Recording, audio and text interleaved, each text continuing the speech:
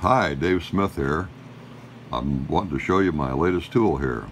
During the last 10 years, I've traveled all over this great USA teaching all kinds of students how to make and sell bezel set jewelry. I've encountered many problems that cause an artist to be very unhappy with his own work. One of those problems is the difficulty of getting a bail centered on a symmetrical piece correctly so that it hangs correctly. Here's a couple of examples. Off to the side, doesn't look that great.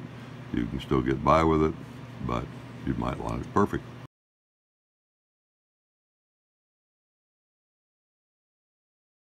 This tool uses a sliding guide with a V here to force the bezel into a V in a stationary area. Play with it a little tiny bit and it will find its own center.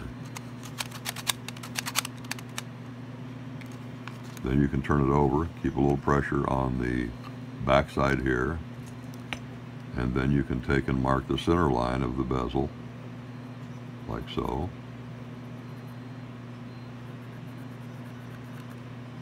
And that tells you where your bail should go.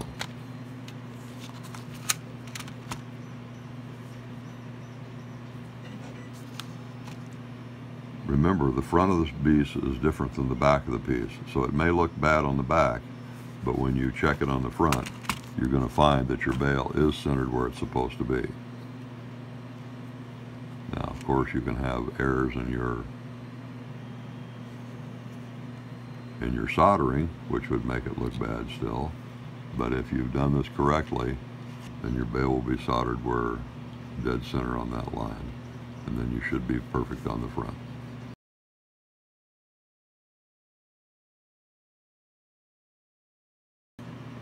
This tool is made of high-impact flexible plastic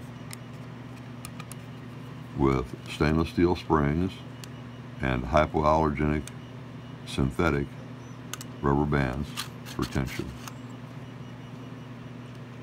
Included with the Bail Perfect Centering tool is the tool, an ultrafine marker,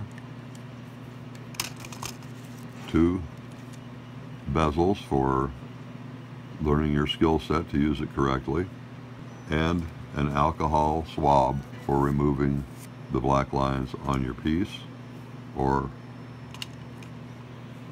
on your jewelry. And you get extra rubber bands packed in Armor All for long life. In the event that these dry out or crack, then you have these replacements.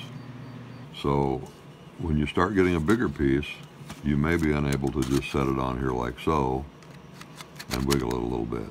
You may end up having to turn it over and slide the larger piece with a larger bezel underneath like so. Get it in there centered. Make sure that you have it up against your jaw here and this one up against the jaw. On some of the units, the way this jaw is designed, it may hang up back here a little bit, and if that's the case, you may need to flip around a little bit.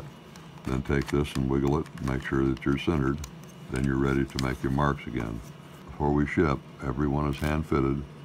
The maximum tolerance that it can be off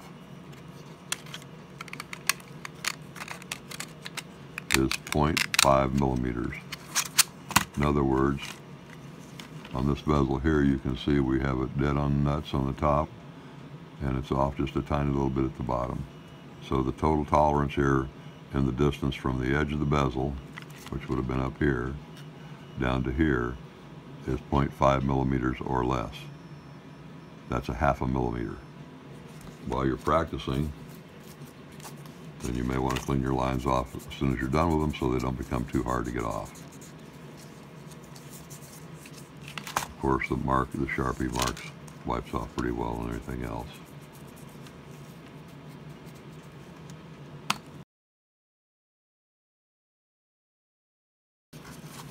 That's going to be our longitudinal view. Let's find our center. Let's go ahead and make an extra line over here, over here, and over here, and over here.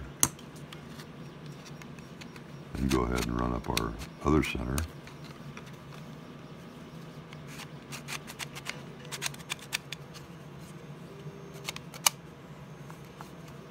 And then we can mark this way as well.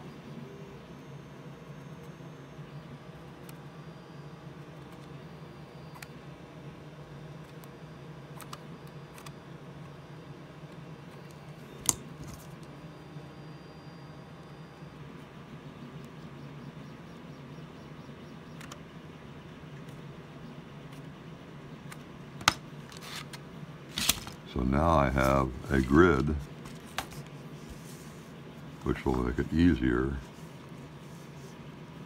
for me to place my ring shank with precision.